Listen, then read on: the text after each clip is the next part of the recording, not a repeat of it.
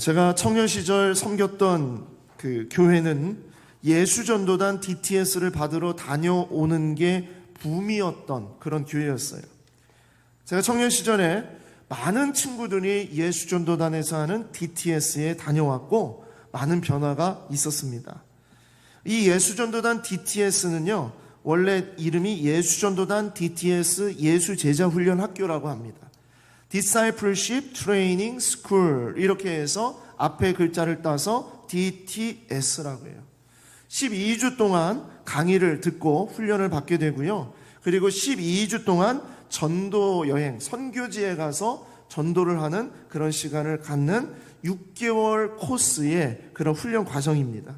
그래서 예수전도단에서는 이 과정을 입문 단계, 기초 단계, 훈련을 아주 이제 처음 시작하는 사람이면 누구나 들을 수 있도록 하는 기초 학교로 그렇게 세웠어요.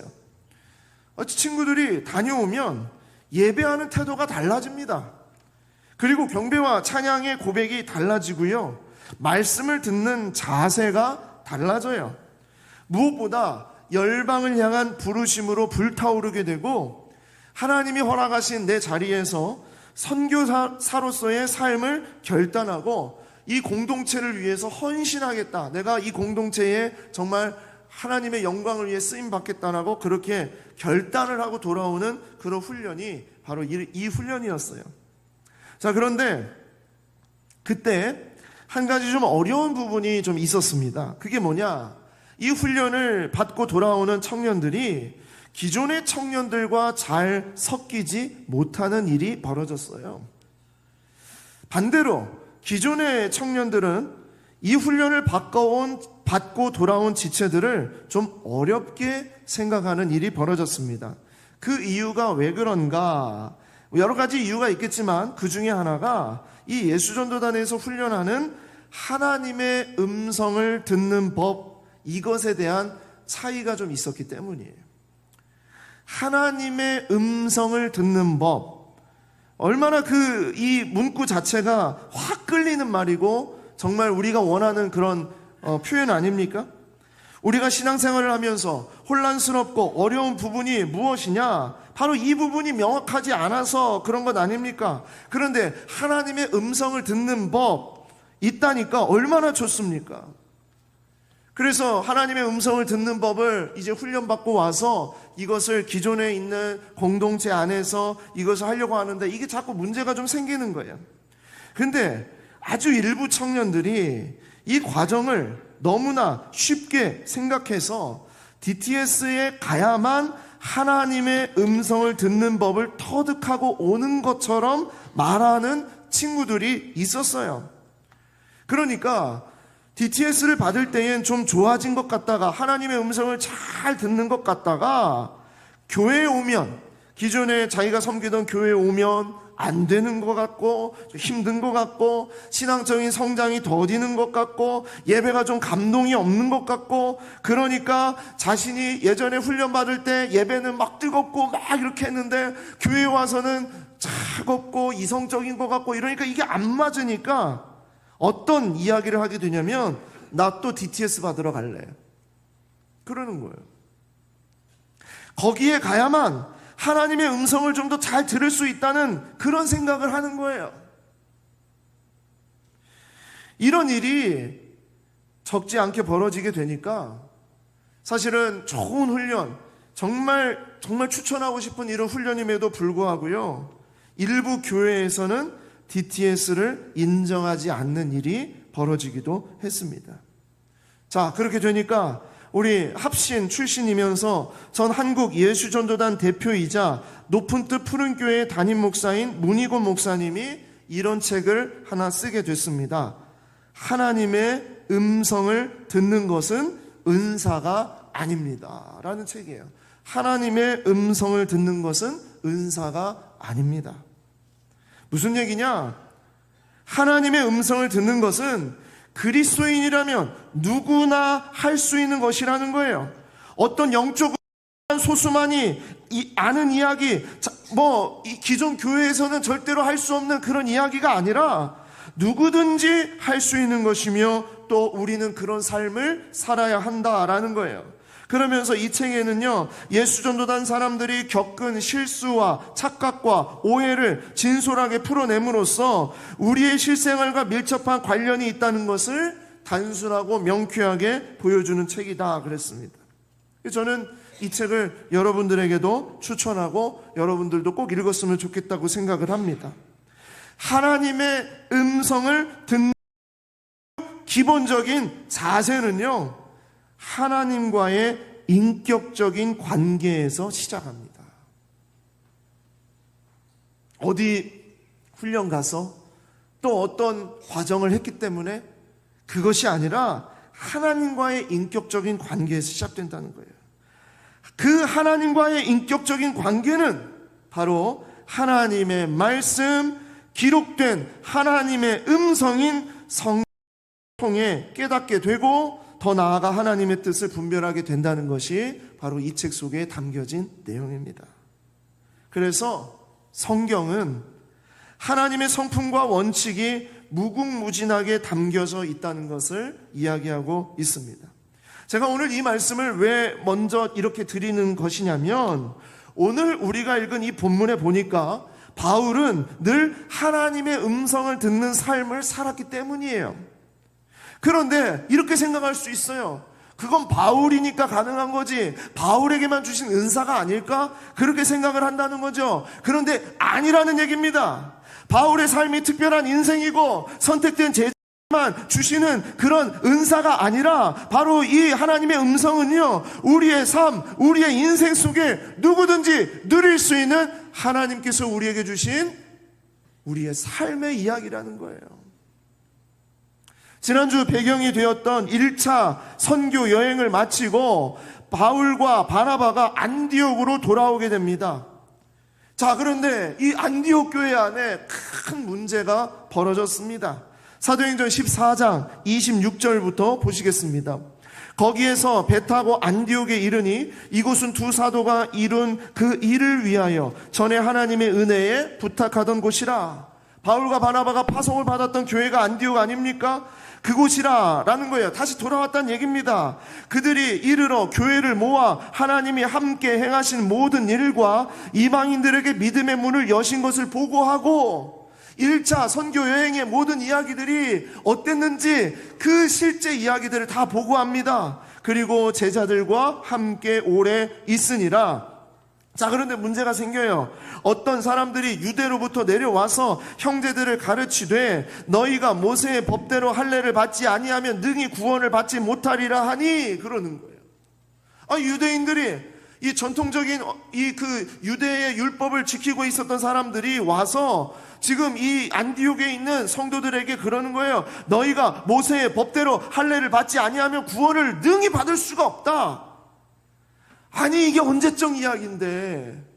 그런데 여전히 지금도 유대인들이 그리스도인이지만 반드시 할례를 받아야 된다, 반드시 모세의 법을 따라야 된다, 이 이야기에 갇혀져 있다는 거예요. 그래서 바울 및 바나바와 그들 사이에 적지 아니한 다툼과 변론이 일어났어요.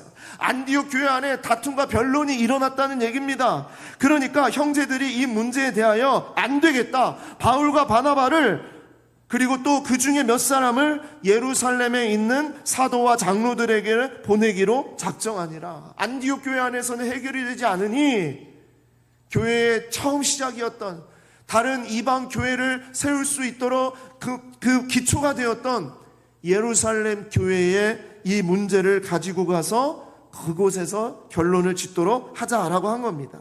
자, 그래서 예루살렘 교회로 가서 이 일을 보고하니 바리새파 중 그리스도인이 된 사람들이 일어나 이방인에게 할례를 행하고 모세의 율법을 지키라 명해야 한다고 주장하는 거예요. 그 안에서도 이 바리새인 중에서 그리스도인이 된 사람들이 모세의 율법을 지키고 할례를 반드시 받아야 된다고 주장하는 거예요. 지금 세계가 어떻게 돌아가고 있는데, 하나님이 지금 이방 땅에서 열방 땅에서 하나님이 어떤 일을 지금 이루시고 있는데 여전히 지금은 이 예전에 이 이야기를 가지고 그렇게 주장을 하고 있다는 거죠. 자, 그때에 누가 나서냐? 예루살렘 교회의 대표의 역할을 감당하고 있었던 베드로와 야고보 등이 바로 이 일에 대해 더 이상 이방인들을 괴롭게 하지 말자는 최종적인 결론을 내립니다. 하나님은 율법과 할례를 통해서 구원하시는 것이 아니라 예수 그리스도의 복음을 통해서 구원하신다. 그러니까 더 이상 이방 사람들 괴롭게 하지 말자 결론을 내리는 거예요.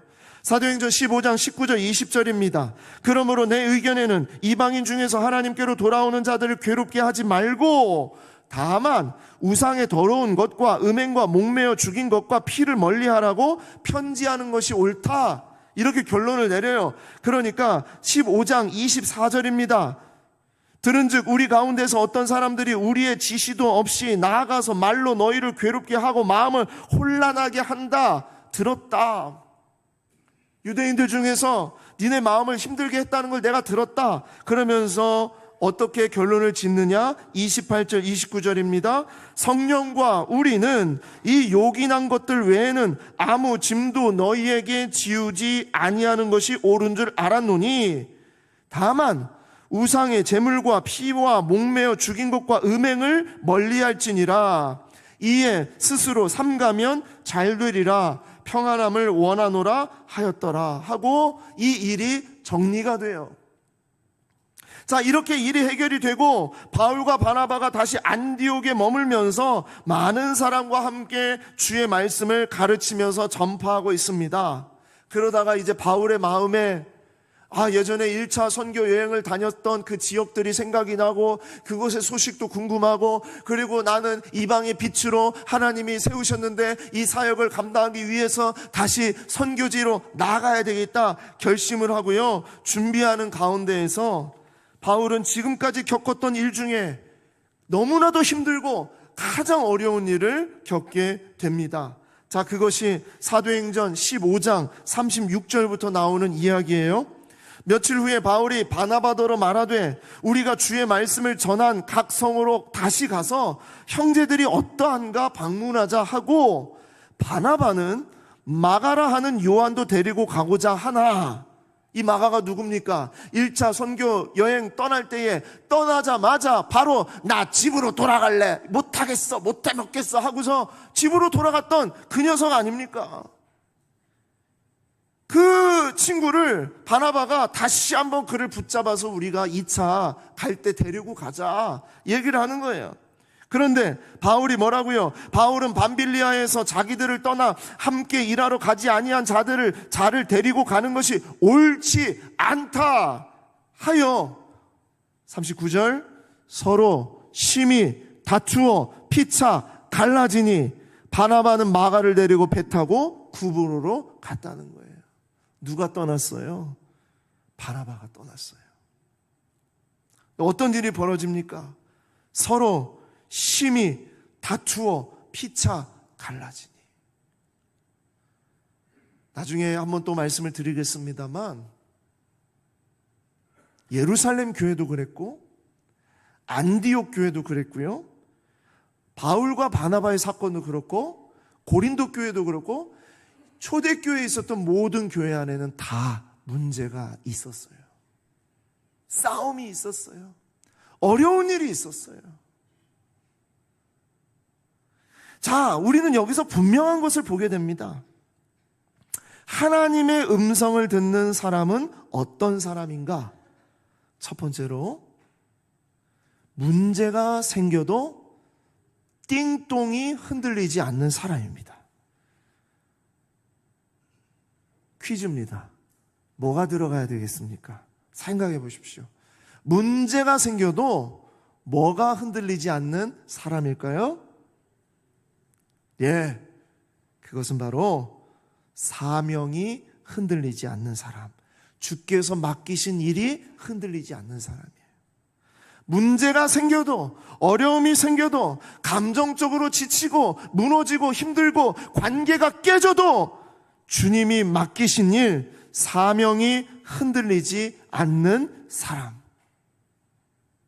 바울은 우리에게 하나님의 음성을 듣는 사람이 바로 그런 사람이었다는 것을 보여주고 있어요. 지금 바울이 겪는 이 일이 보통 일입니까? 아니에요. 보통 일이 아니에요. 절체절명의 일입니다. 서로 심히 다투어 피차 갈라서니, 다투는 것도 참 힘들고 어려운 일인데 갈라섰어요. 끝났어요. 완전 이제 서로 얼굴을 안 쳐다보는 겁니다. 지금껏 바울이 별의별 사람들과 어려움이 있었고 문제가 있었지만 바나바와 이런 일은 없었어요. 바나바는 갈라서다니요. 바나바가 누굽니까? 바울에게 있어서 형님처럼 곁에서 위로하고 지켜주었던 위로의 아이콘이 바나바였습니다. 바울이 예수님을 만났다고 하니까 다들 바울이 그럴 놈이 아니라고, 예루살렘의 제자들과 사도들과 성도들이 바울이 그럴 놈이 아니라고 그렇게 다 얘기했을 때, 그때에 바울이 예루살렘 교회와 사도들 사이에서 잘 들어올 수 있도록 다리 역할을 했던 사람이 바나바입니다.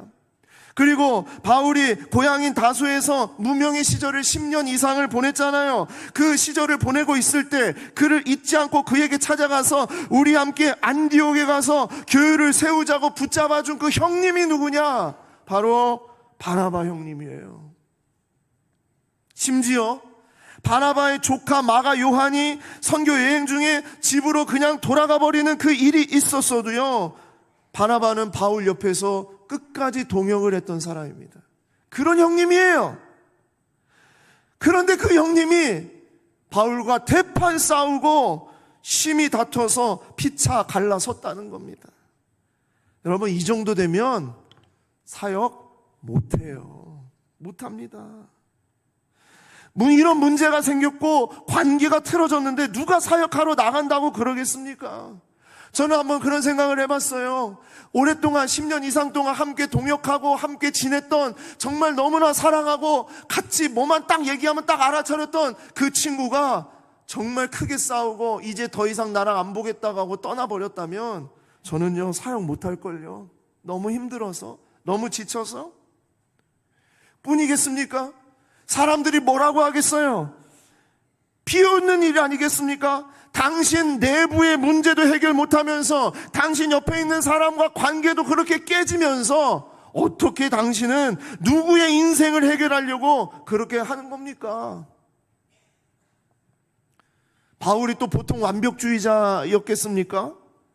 정말 완벽주의자잖아요. 그런 완벽주의자였기 때문에 바울 자신도 이 일로 인해서 엄청난 고통과 문제가 있었을 거예요.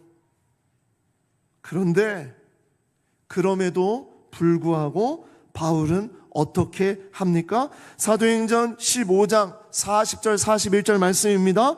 바울은 신라를 택한 후에 형제들에게 주의 은혜에 부탁함을 받고 떠나 수리아와 길리기아로 다니며 교회들을 견고하게 하니라. 바울이 정신이 나간 게 아니에요. 바울이 똘 그런 아이 이런 성질이 있어서 그런 게 아니라고요. 바울은요, 관계가 무너지고 싸움이 있고 고통스러운 그런 어떤 문제가 내면에서 일어난다 하더라도요, 언제나 하나님의 부르심에는 절대적인 순종의 사람이었다는 겁니다. 복음에 꽂힌 사람, 부르심 앞에 흔들리지 않는 사람, 여러분, 이 사람이 하나님의 음성을 듣는 사람의 모습이에요. 관계가 문제가 생겼어요. 감정이 너무나 요동쳐요. 그럴 때 우리 흔히 그러지 않습니까? 목사님, 저 사역 못 해먹겠습니다. 저는 이거 못합니다. 이거 할 수 없습니다. 이게 우리 사람의 그냥 기본적인 마음이에요. 저도 그렇다고요. 문제가 생겼는데, 싸움이 일어났는데, 힘든 일이 있는데 어떻게 주의 사역을 계속 감당할 수 있겠습니까? 그런데 바울은 그럼에도 불구하고 주님이 맡기신 그 일에 대해서는 끝까지 붙잡는 겁니다. 나아가는 겁니다. 바울은 열방의 교회가 견고하고 굳건하게 세워지는 것에 더 올인을 하고 달려들고 거기에 집중을 하는 거예요. 여러분, 문제가 생겼을 때 문제에 집중하면 그 문제는 훨씬 더 커지지만요, 하나님께 집중하면 그 문제는 너무나도 작아진다. 이것이 바울이 우리에게 보여주는 이야기라고 생각을 합니다.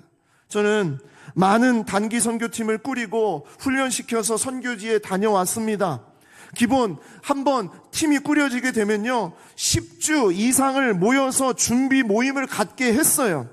이유는 이것 때문이에요. 선교지에 별별 이상한 일이 다 생길 뿐만 아니라 우리의 관계를 흐트러뜨리는 사건들이 한두 가지가 아니기 때문입니다. 사람은 여행을 떠나봐야 그 사람이 어떤 사람인지를 알아요. 교회에서 그냥 서로 반갑게 인사하고 서로 예배 드릴 때 함께 예배 드리고 그것으로는 그 사람 몰라요. 훈련 같이 받은 걸로 몰라요. 집에 가서 어떻게 사는지, 같이 이렇게 지낼 때 어떻게 지내는지 하루 종일 24시간 같이 있어보고 뒹굴면서 어떤 이야기를 함께 나누면서 그렇게 지내봐야 그 사람이 뭘 좋아하고 뭘 싫어하고 또 이 사람의 성향이 어떤지 그런 걸 알 수 있는 거예요. 그렇기 때문에 선교팀을 꾸려서 나아가게 되면요, 10주 동안은 무엇을 하냐면요, 가서 해야 될 사역 연습하고 공연 준비하고 그런 거 하는 게 아니라 하나님의 부르심, 하나님의 마음, 우리를 그 땅에 보내신 이유가 무엇인가를 계속 나누고 다짐하고 간절히 기도하는 시간으로 준비를 하게 됩니다. 지난 시코쿠, 일본 시코쿠 행복한 동행팀도요, 2달 동안 준비를 했어요. 2달 동안 매주 모여가지고 같이 이야기를 나누고 기도의 시간을 갖고 발표를 하고 그렇게 하면서 이런 시간을 가졌어요. 얼마나 은혜가 있었는지 모릅니다. 그런데 그렇게 준비를 해도요, 사건은 늘 벌어집니다. 문제가 생겨요. 팀원들끼리 다투기도 하고, 예전에, 이번 팀이 아니라 예전에 제가 함께 갔던 그 교회에 팀원들끼리 서로 다투기도 하고요, 심지어 선교사님 앞에서 성질내고 그냥 집에 돌아가겠다고 자기 티켓 달라고 하는 그런 팀원도 있었어요. 또 어떤 팀에는 선교 현장에 가서 보니까 이렇게 얘기합니다. 나는 이러려고 내 돈 내고 선교지에 온 게 아니라고 하면서 회계한테 내 돈 다 돌려달라고 하는 그런 팀원도 있었어요. 또 한 번은요, 팀 안의 문제가 아니라 우리 선교팀 앞에서 선교사님 부부가 서로 부부싸움을 하는 겁니다. 너무나 치열하게 싸우고 서로 막 갈등이 일어나고 그렇게 되니까 팀원들이 들어가서 중지하고 토닥이면서 마지막 날 나오기 전에는 서로 얼싸안고 울면서 기도하는 그런 시간도 가진 적도 있어요. 별의별 일들이 선교지에서는 일어납니다. 자, 그렇게 되면 팀은요, 완전히 무너지고 서로 상처를 받고 끝날 것 같게 되는 거예요. 하지만 그런 일들을 통해서 바로 하나님의 일하심이 있고, 그러니까 그것이 바로 선교지라는 것을 미리 준비하고 기도하게 하는 겁니다. 선교지는 특별한 땅이 아니라 우리 모두가 사는 지금 이 현장이 바로 선교지고, 그러한 문제는 우리의 삶에, 우리 교회 안에 언제나 일어날 수 있다. 그래서 제가 깨달은 것이 있어요. 문제가 없는 선교팀이 건강한 팀이 아니라 문제를 함께 치유하고 회복하는 선교팀이 건강한 팀이라는 것이었어요. 문제가 없는 교회가 건강한 교회가 아니라 문제를 붙잡고 기도하고 매달리며 하나님 앞에 나아가는 교회가 건강한 교회라는 거예요. 문제가 없는 교회가 없어요. 예루살렘 교회, 안디옥 교회, 수많은 땅들, 고린도 교회까지 수많은 초대교회 교회들이 지금 그 교회의 문제를 만약에 우리 교회 안에서 일어나는 문제라고 만약에 얘기한다면 정말 풍비박산날 일들이 한두 가지가 아니거든요. 그런데 건강한 교회는 문제가 없는 교회가 아니라 하나님 앞에 그 문제를 놓고 매달리는 교회가 건강한 교회다. 중요한 것은 하나님의 마음이고 하나님의 부르심입니다. 바울은 이것을 온전히 붙잡은 겁니다. 그러면 하나님께서 어떤 일을 일으키시냐? 새로운 역사, 새로운 길로, 새로운 만남으로 인도해 주시는 겁니다.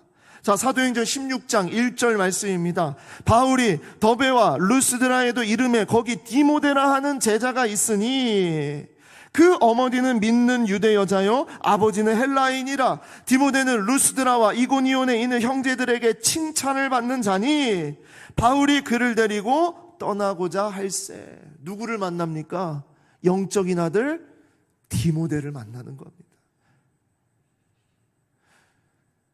만약에 바울이 나 지금 너무 감정이 정말 나는 정말 못하겠어, 못해 먹겠어, 내가 정말 이런 사역 못해 먹겠어, 내가 바나바를 얼마나 믿었는데, 만약에 그랬으면, 그렇게 하면서 바울이 만약에 2차 여행을 떠나지 않았다면 디모데를 만날 수가 없었던 거죠. 자, 그런데 어떻게 합니까? 이 디모데를 데리고 떠나고자 할세 그 지역에 있는 유대인으로 말미암아 그를 데려다가 할례를 행하니 이는 그 사람들이 그의 아버지는 헬라인인 줄 다 알미러라. 자, 이게 무슨 얘기냐? 디모데는 한쪽은 헬라인, 한쪽은 유대인의 피를 가지고 있었어요. 그렇기 때문에 사실은 바울은 할례 안 받아도 된다, 모세 율법을 안 지켜도 된다, 그렇게 고백했던 사람이잖아요. 그런데 왜 바울이 디모데에게 할례를 행하라고 하냐? 그의 아버지가 헬라인이라는 것을 유대인들이 알았기 때문에 복음을 전하는 데 있어서 그런 장애물들, 말 나오는 것들, 그런 것들에 대해서 괜히 그런 거 가지고 싸우고 문제를 일으키고 싶지 않았던 거예요. 왜? 지금 중요한 건 복음이 전파되는 거거든요. 복음이 증거되는 거거든요. 그래서 디모데에게 할례를 하자 하고서 진행을 했다는 겁니다. 그렇게 하면서 5절 말씀에 이에 여러 교회가 믿음이 더 굳건해지고 수가 날마다 늘어가니라. 복음에 꽂힌 사람, 부르심 앞에 흔들리지 않는 사람의 모습은요, 어려운 일이 있고 문제가 생겨도 하나님의 맡기신 그 사역에 부르신 그 자리에서 끝까지 그것을 감당하고자 하는 사람이다라는 겁니다. 우리가 하나님의 음성을 잘 듣는 것은 이미 우리에게 맡기신 하나님의 사명을 온전히 감당하는 것에서 나오는 것입니다. 내가 인격적으로 주님을 만나고 주님이 맡기신 자리에서, 그것이 직장이든요, 가정이든지 학교든지 어디서든지 하나님의 영광을 위해 부르셨다는 것을 놓치지 않는 것, 하나님이 나를 이곳에 보내셨다, 그리고 내가 주의 영광을 위해서 살아야 된다라는 이 부르심에 흔들리지 않는 것, 그것이 바로 하나님의 음성을 잘 듣는 사람입니다. 두 번째로 하나님의 음성을 듣는 사람은 어떤 사람이냐? 애쓰되 언제든 하나님 띵똥으로 힘쓰는 사람이다. 거기에다 여러분 띵똥이라고 쓰시면 안 됩니다. 애쓰되 언제든지 하나님 무엇에 힘을 쓰는 사람일까요? 네, 저는 이렇게 생각을 합니다. 애쓰되 하나님이 허락하신 그 자리에서, 정말 맡기신 그 자리에서 애쓰면서 최선을 다하되 언제든지 하나님 방향으로 힘쓰는 사람이어야 된다라는 거예요. 제가 예전에도 말씀드렸죠. 우리가 열정이 없어서 문제가 아닙니다. 방향이 잘못됐기 때문에 문제인 거예요. 다 열정이 있어요. 뜨거움이 있어요. 막 정말 주를 위해서 내 몸을 불사르고자 하는 그런 마음이 있어요. 문제가 뭐냐? 나 중심이에요. 나 중심. 방향이 늘 나를 향해요. 아니라는 거예요. 언제든지 하나님 방향으로 바뀔 수 있는 마음이 돼야 된다는 겁니다. 자, 사도행전 16장 6절에서 10절입니다.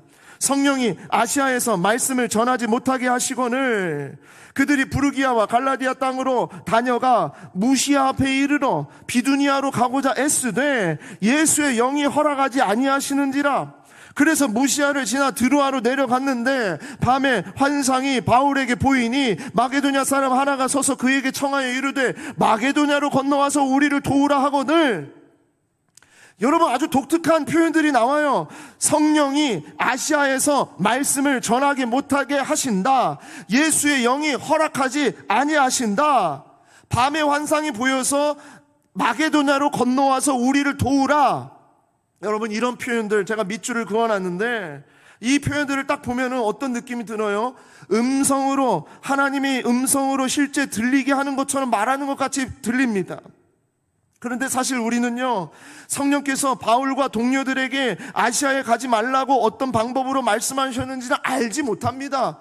그러나 그래서 어떤 학자는요, 선명한 목소리로, 분명히 이렇게 목소리로 들리는 음성으로 들었을 것이다라는 말을 하는 학자도 있고요, 어떤 학자는 다른 예언자를 통해서, 다른 사람을 통해서 들었을 것이다라고 말하는 사람도 있습니다. 하지만 바울은 늘 그랬듯이 바울은 상황과 여건으로 인도하시는 하나님을 따라갔어요. 여러분, 이게 참 중요합니다.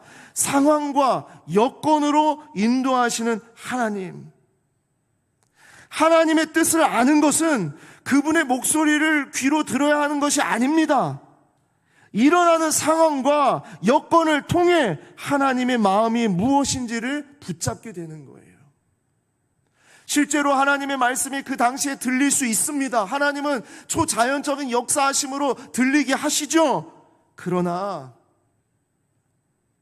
말씀이 들려야 되는데 이 귀로 어떤 소리를 자꾸 들으려고 하는 것이 아니라 상황과 여건으로 인도하시는 하나님을 따라가는 것. 이게 바울의 여정이었습니다. 그래서 에브리데이 스터디 바이블 안에 이런 구절이 나와 있어요. 하나님의 뜻을 구하고 있다면, 정말 하나님의 뜻을 구하고 있다면 이렇게 해라. 자신의 계획을 하나님의 말씀에 부합하게 하고 성숙한 그리스도인에게 조언을 구하며 자신의 이 일의 동기를 점검해서 자신이 원하는 것인지 하나님이 원하시는 것인지를 알아보고 하나님이 원하시는 대로 문을 열거나 닫아달라고 기도하라. 정말 참 중요한 표현입니다. 하나님이 원하시는 대로 열고 하나님이 원하시는 대로 닫아달라고 기도하라는 거예요. 우리의 요청은 늘 내가 원하는 방향대로, 내가 애쓰는 대로 나아가기를 원하잖아요. 그런데 아니라는 거예요. 내가 애쓰는 대로 최선을 다해서 열심히 간다 하더라도 하나님이 방향을 막으시면, 꺾으시면 방향이 꺾여야 되는 것이다. 그게 하나님의 음성을 듣는 사람이다라는 겁니다. 사실 지금 바울은요, 무지하게 답답합니다. 왜? 2번이나 막으셨어요. 지금 바울이 하고 싶은 게 있어요. 가고 싶은 곳이 있어요. 그래서 가려고 준비를 했어요. 막으시는 거예요. 막아서 다른데 열린 대로 또 이렇게 움직이려고 거기서 준비를 하는데 거기도 막으시는 거예요. 사명감을 가지고 이 길이 주님 주신 길이라고 하려고 하면서 가려고 하는데 자꾸 막히는 거예요. 여러분, 지도를 하나 보여드립니다. 바울의 2차 선교 여행 지도입니다. 이 지도를 보시면 빨간 라인이 바울이 갔던 여정인데 위쪽 줄이 있고 밑에 줄이 있는데 위쪽 줄이 떠나는 여행이고 밑에 줄이 돌아오는 여행입니다. 자, 떠나는 여행이 지금 쭉 올라가잖아요. 올라가서 거기에 아시아라고 써있는 큰 지역을 가게 되면서 그리고 이제 바다를 건너가기 직전에 갑니다. 사실 여기에서 지금 바울이 너무나 헷갈리는 거예요. 어려운 거예요. 힘든 거예요. 왜? 바울이 가고자 하는데 다 막히는 거예요. 바울이 원하는 것은 무엇이냐면 다시 돌아서 아시아에 있는 다른 지역으로, 이 아시아에 있는 다른 땅으로 돌아서 움직이려고 마음을 먹고 그렇게 기도하면서 나아가고 있었던 겁니다. 그런데 오늘 뭐라고요? 성령이 아시아에서 말씀을 전하지 못하게 하시고 예수의 영이 허락하지 아니하시고 이렇게 해서 어디까지 가게 되냐면 무시아라는 데를 지나서 드로아라는 데까지 가게 됩니다. 바로 그 땅이 이제 바다를 건너기 직전 땅이에요. 바울은 마게도냐를 건너갈 생각이 전혀 없었어요. 거기는 유럽으로 가는 길이고 하나님은 나를 이쪽 아시아에 아직도 복음이 전파되지 않은 그 지역으로 가야 되는 그런 마음을 가지고 준비를 하고 있었단 말입니다. 그런데 하나님이 다 막으시는 겁니다. 다 막으세요. 그리고 결국 바다를 건너 마게도냐로 넘어가게 하신다는 겁니다. 얼마나 그 넘어가기 전에 고민이 많았겠습니까? 왜 하나님이 나를 막으시는 것일까? 왜 하나님이 나를 멈추게 하는 것일까? 왜 나를 가지 못하게 하신 것일까? 이런 고민을 했을 거예요. 내가 무슨 잘못을 했나? 바나바와 싸워서 그런가? 형님을 정말 너무나 속상하게 그런가? 그런 마음이 들 수도 있습니다. 너무나 답답한 상태가 될 수 있었죠. 그런데 그때 바울이 선택한 방향이 무엇입니까? 바울은요, 막히면 멈추고 뚫리면 가는 방향으로 간 겁니다. 여러분, 이게 중요합니다. 막히면 뚫리는 곳으로 움직이는 거예요. 안 되면 되는 곳으로 방향을 트는 겁니다. 안 되는 것에서 안 되는 것에, 그 문제에 계속 고민하고 그것 때문에 싸우고 그것 때문에 힘들어하고 그런 것이 아니라, 막으시면 막으시는 이유가 있을 것이라 생각을 하고 열어주시는 대로 움직이는 거예요. 멈추게 하시면 기다리고 새로운 길로 움직이도록 준비하는 겁니다. 이것이 바로 바울의 방향 전환 사역이에요. 바울이 무시아를 지나 드로아에 내려갔는데 거기서 마게도냐 사람이 나와서 청하는 환상을 보았다고 합니다. 자, 그것이 바로 그 유명한 건너와서 우리를 도우라는 마게도냐인의 환상 이야기입니다. 바울은 이 환상을 보았어요. 자, 그러면 어떤 생각을 합니까? 환상은 환상일 뿐이지 뭐. 나는 반드시 어떻게 해서든지 아시아로 갈 거야. 지금 나를 기다리고 있는 사람들이 있는 그 땅으로 갈 거야. 그렇게 생각할 수 있잖아요. 그런데 바울은 주님이 원하시는 것이 이것이었구나. 주님이 정말 바라시는 것이 이것이었구나. 왜 나를 막으시고 가지 못하게 하셨는지 그것을 분명하게 확증하게 된 것입니다. 바울은 그렇게 하나님의 음성 사람이었습니다. 저는 단기 선교를 준비하는 팀원들에게 떠나기 전에 반드시 훈련하는 교육이 하나 있어요. 그게 뭐냐? UST, Unexpected Situations Training. 예기치 못한 상황이 벌어졌을 때 우리는 어떻게 할 것인가에 대한 이야기입니다. 예기치 못한 상황이 벌어졌을 때 우리 팀이 준비한 사역을 아예 못하고 돌아올 수 있다고 말하는 거예요. 일본 시코쿠 팀도 그랬어요. 우리가 이렇게 준비하고 이렇게 갔지만 안 될 수도 있습니다. 선교사님이 하지 말라고 할 수도 있습니다. 그러면 선교사님한테 우리가 어떻게 준비했는데, 우리가 얼마나 비용을 지렸는데 왜 우리를 막으십니까? 라고 하면 안 된다는 거예요. 속상하다고 준비한 거 다 해야 한다고 고집을 부리게 되면 그것은요, 선교를 막는 일이 될 수 있고요, 선교사님이 심지어 추방을 당하는 일이 벌어지기도 한다는 거예요. 조건이 막히면 멈추고 열리는 곳으로 움직이는 것, 그것이 UST 훈련이었어요. 한 번은 청년들과 함께 러시아의 극동, 러시아의 핵 잠수함 기지가 있는 그 러시아 캄차카라는 지역으로 선교를 갔던 적이 있습니다.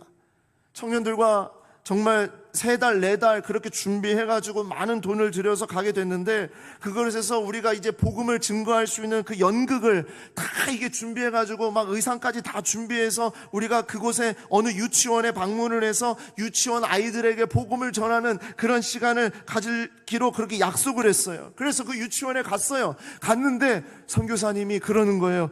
여러분 정말 미안하지만 오늘 공연을 완전히 다 취소를 해야 되겠습니다. 그러는 거예요. 왜 그렇습니까? 그랬더니 바로 오늘 이 유치원에 도지사와 정치인들이 오늘 이곳을 방문한다고 합니다. 그래서 혹시 우리가 복음을 이 모습이 발각이 되든지 얘기가 드러나면 이 유치원이 문을 닫을 수도 있습니다. 그러니까 여러분 준비 열심히 해왔지만 공연은 다 취소하겠습니다. 훈련을 받았기 때문에 닫으시는 것도 하나님, 여시는 것도 하나님을 기억하면서 모두 그냥 각자 자리에 앉아서 하나님 앞에 기도했어요.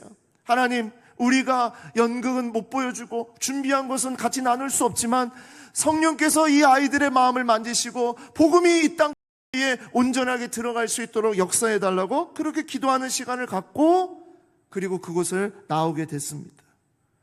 그런데 너무나 놀라운 일이 그 다음날 벌어졌어요. 전혀 우리가 예상치도 않았어요. 그냥 그 도시에서 가장 큰 축제가 있다고 해서 그 축제에 구경을 하러 함께 그 을 이렇게 갔는데, 그 축제 현장에서 수천 명이 모여있는 관객들이 모여있는 그 무대에서 우리가 한국에서 왔다고 하니까 여러분이 보여줄 혹시 무슨 뭐 한국에 뭐가 있냐 뭐 이런 이야기를 해서 여러분 우리가 준비한 모든 공연을 거기에서 다 보여줬습니다. 여러분, 복음은요 역동적으로 움직여요. 복음은 흐르는 강물처럼 움직입니다. 그러나 막히게 되면 뚫리는 곳으로 바꿔서 움직이게 되어 있어요. 닫히면 멈추고 가는 것입니다. 어떤 분이 그런 생각으로 얘기하시는 분이 있어요. 아니, 목사님, 닫히는 곳이 있다 하더라도 복음을 전하다 죽으면 순교 아닙니까? 정말 그럴듯한 그런 이야기를 하십니다. 여러분, 순교는요 더 이상 내 힘으로 내 방법으로 정말 생명을 보존할 수 없을 때, 하나님이 그렇게 숨을 거기서 거둘 수 있도록 하셨을 때 그게 순교지. 물에 행하면서 선교사님이 하지 말라고 하는데도 하면서 사람들을 무시하면서 막 행동하면서 그렇게 해서 순교 잘하고, 그것은 순교가 아니에요. 막으시면 멈추고 여시면 가는 겁니다. 여러분, 바울이 어느 곳에 가든지 나 죽여라, 나 죽여라, 나 순교할 거야 그랬어요? 아니요. 살 수 있으면 벽을 타고도 도망을 쳤어요.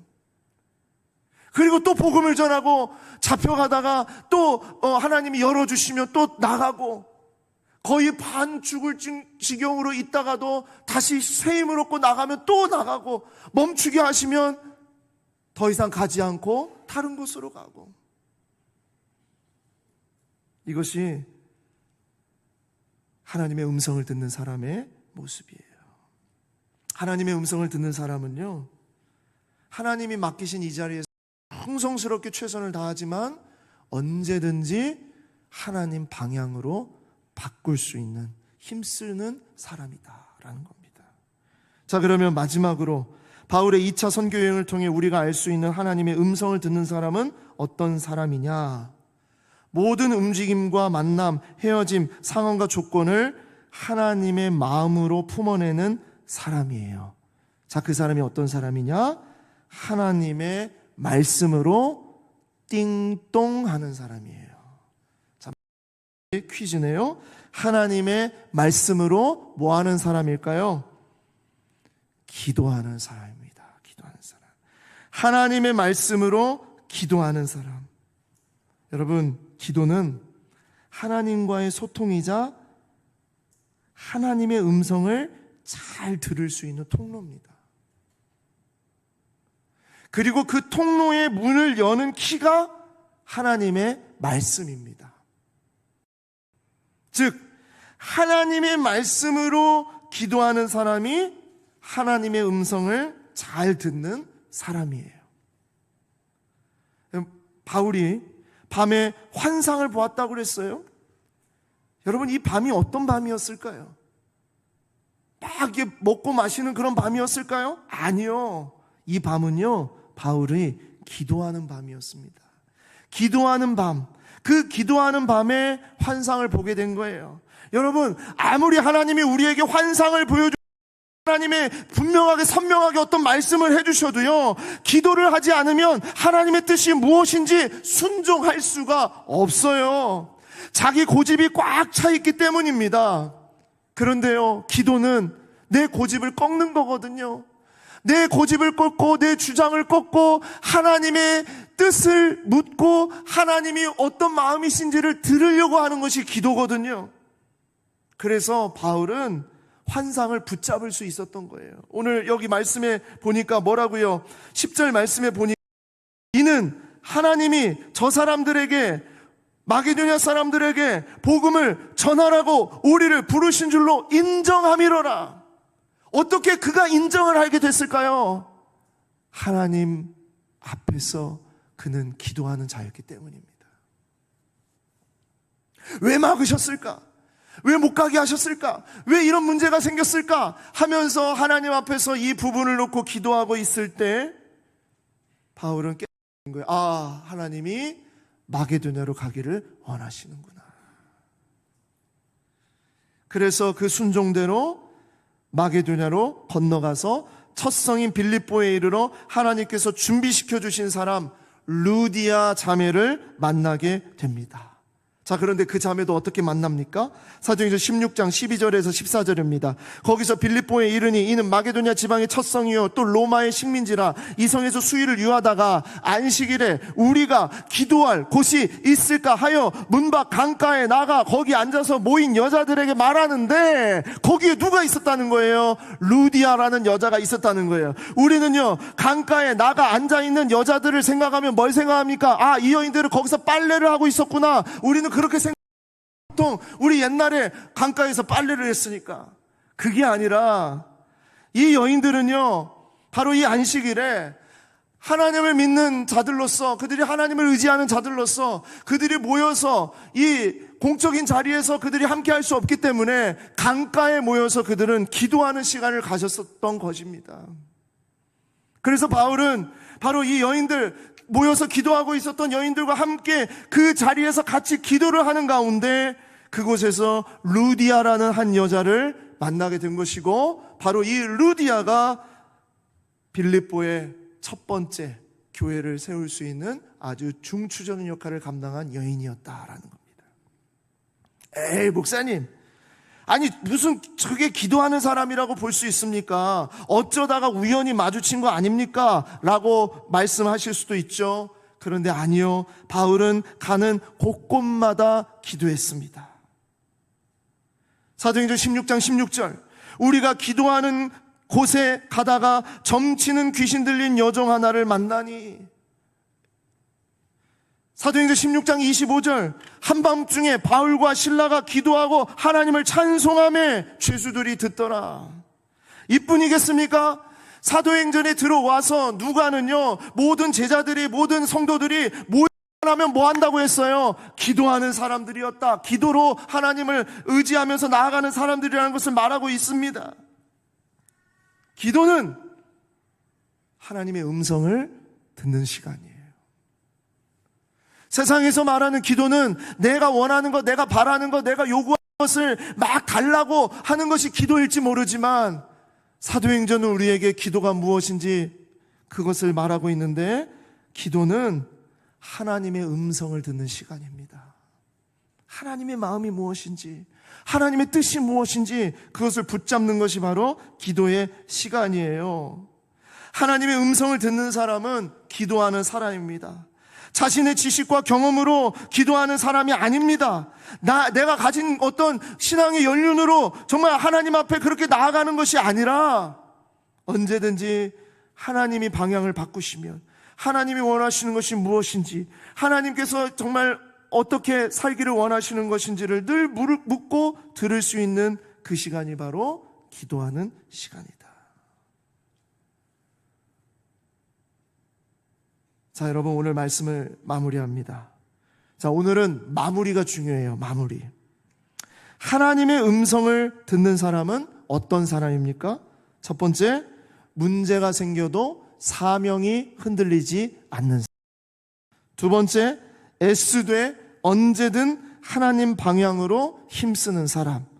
그리고 세 번째, 하나님의 말씀으로 기도하는 사람. 자, 이 사람이 하나님의 음성을 듣는 사람이라고 했어요. 자, 그런데 이것을 한번 거꾸로 바꿔보겠습니다. 3번부터 1번으로 거꾸로 바꿉니다. 그러면 하나님의 음성을 듣는 사람이 어떤 삶을 사는 사람인지가 나와요. 하나님의 말씀으로 기도하는 사람이 언제든지 하나님의 방향으로 힘을 쓸 수 있는 사람이 되고요, 언제든지 하나님의 방향으로 힘을 쓰는 사람이 문제가 생겨도 그의 사명이 흔들리지 않는 사람이라는 거예요. 여러분, 지금 우리가요, 어느 시대보다 선명하고 분명한 하나님의 말씀이 주어진 삶을 사는 시대입니다. 바울이 살았던 시대는 구약 성경밖에 없었어요. 구약에 하나님 말씀밖에 없었어요. 그러나 우리가 살아가고 있는 이 시대는 하나님의 말씀이, 하나님의 음성이 완전히 기록이 되어서 우리에게 주어져 있는 이 말씀을 붙잡고 살아갈 수 있는 시대가 된 겁니다. 여러분, 이것보다 좋은 시대가 어디 있습니까? 하나님 앞에 기도할 때 우리가 이 말씀을 의지하면서 이 말씀대로 살아가기를 바라면서 그렇게 부르짖을 수 있는 시대가 되었다는 거예요. 진정 하나님의 음성을 잘 듣고 살기를 원한다면 날마다 이 말씀을 붙잡고 하나님 앞에 기도하는 자가 되시기 바랍니다. 그러면 언제든지 하나님의 방향으로 힘쓸 수 있어요. 기도는 내 고집을 꺾기 때문입니다. 사람은 절대로 고집을 못 꺾습니다. 오직 성령만이 내 고집을 꺾으실 수 있어요. 내 방향을 꺾어주세요. 자, 그렇게 돼서 하나님 방향으로 힘을 쓰게 되면 그 사람은 어려움이 생겨도, 문제가 생겨도, 장애물에 걸려도 그 문제에 집중하지 아니하고 문제보다 크신 하나님을 바라보게 되는 겁니다. 사랑하는 여러분, 하나님의 음성을 듣는 것은 바울에게만 주어진 특권이 아닙니다. 초대교회 성도들에게만 있었던 특별한 현상이 아닙니다. 하나님의 음성을 듣는 것은 우리 모두에게 주어진 하나님의 놀라운 선물이라는 것을 기억하시며, 여러분, 우리가 정말 하나님의 음성을 듣는 여러분과 제가 되기를 소망합니다. 기도하겠습니다.